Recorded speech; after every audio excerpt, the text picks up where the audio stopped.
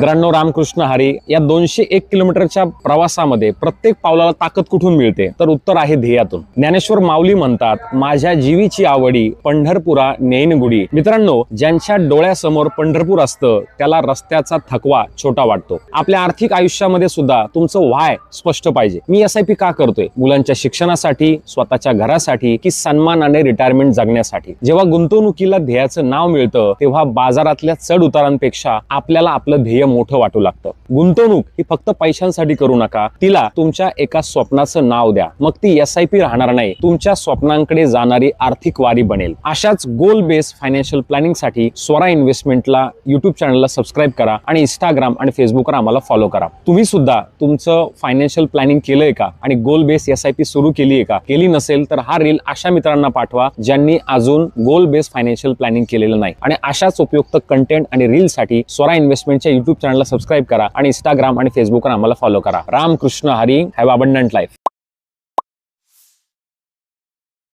Mutual fund investments are subject to market risks. Read all scheme related documents carefully.